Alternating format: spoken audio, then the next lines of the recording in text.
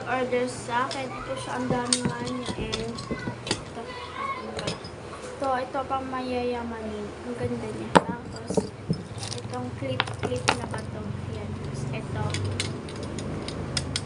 Yan.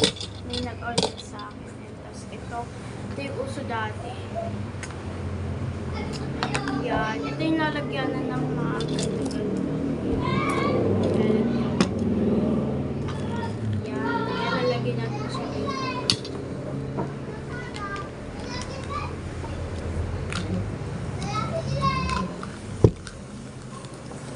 Hindi yung pumalap, pero sabi under 10. Para makita niyo talaga. Malabas na ako. Na nilalagay ko siya.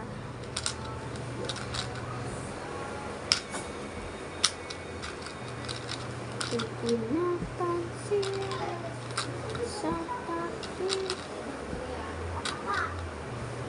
Ay, hulog pa.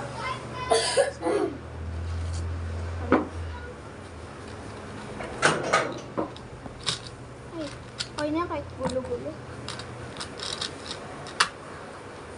Hindi siya matakpan. Ayan. Ay, nasa. Ano pa na siya, and ito.